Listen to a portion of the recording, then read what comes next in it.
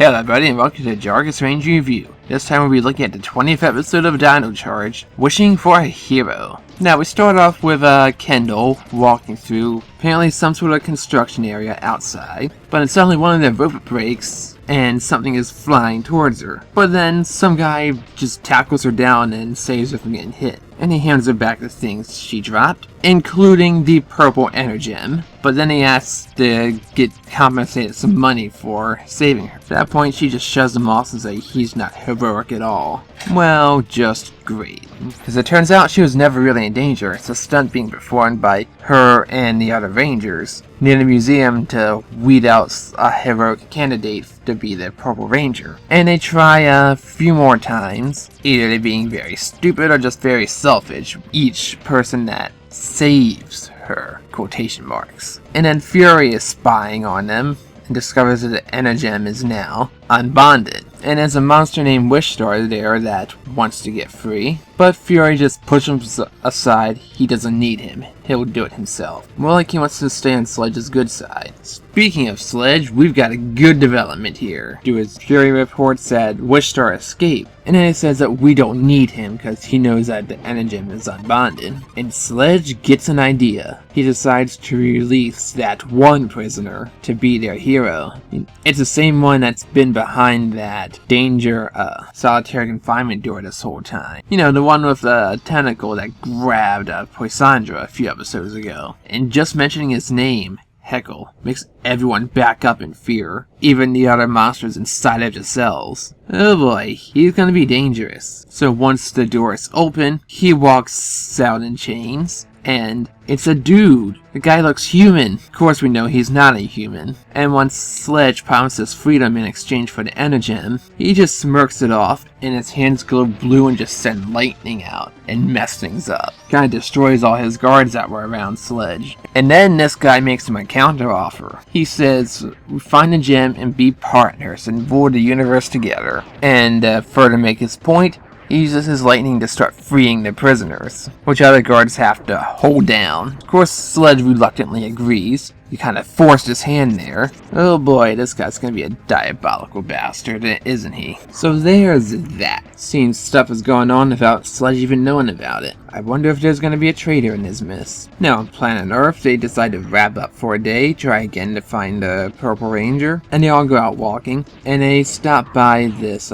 stall. I guess it's in the park. Some kind of fortune teller person offering them to fill out wish cards and make their wish come true. Of course, unknown to any of them is that Wishstar sees this and changes it to be their own wishes. Oh yeah, I forgot to mention, his power is pretty much writing a wish on a slip of paper and it comes true. Earlier he used it on Fury to make him stop moving for a few seconds. Some of the Rangers fill it out. Ivan doesn't know what this sorcery does. Kendall believes it to be completely superstitious, and Riley, being ever so logical, says it doesn't work at all. And Coda cannot pronounce superstitious, he calls it super squishiness. And some of them go into effect right away. Coda gets a tropical burger, and Miley dismisses it as, you always wish for a burger. Which is true. He really does. Man, I hope we get to see a new Coda-centered episode in the near future. But then we have a girl that sees Chase and recognizes the Kiwi bird on his skateboard. She also likes his New Zealand accent. In a show that's filmed in New Zealand, they're making a heavy point to keep bringing up New Zealand a lot. So they go off on a date, and the rest head back to the museum. Now inside the kitchen where they're finishing up their duties, Coda is asking people to go onto a picnic, but only Shelby is available, so the two of them go off alone. So they're having a decent time at first, but when they try to blow bubbles, it gets in Shelby's eye and it pops. And yeah... yeah, that's not gonna be pleasant. But then when they try to eat, it's already covered in ants. And then Shelby spots out that some date this is. And then they were like, oh, what? Tyler thought this was a date? And before they can oh my god, well one of you just say you like the other already. This is getting really freaking ridiculous. But before that can go any further, Tyler sees someone on a bench that looks like his father, and he tries chasing after him, only to have Wish Star cut him off, and the two get into a scuffle until Shelby knocks him off. And then those two start to think something is weird. So now back at our museum, we only have Ivan and Kendall there, and they get talking about finding the Purple Ranger, and Ivan says that even in his day, it was truly rare to find someone worthy of being a high-quality knight like he is. And after they chat for a little bit, it turns out that everyone's wishes is coming true, and Ivan reveals that it's his wish, like any knight, to save a damsel in distress. And as luck would have it, someone working there on a ladder was just about to fall, and he ended up catching her. And after saying some pleasant words, he says, "Now can you kind of go scrub the grill?" And I wish we could have seen a reaction from that girl, because that would have been fun to see. You're welcome for your life being saved. Now get to work. And so now the boss lady walks off, and she says it's maybe crazy, but she's gonna wish for a Purple Ranger. So everyone reunites inside the command center, and it seems that Chase and Coda's wishes didn't come true either.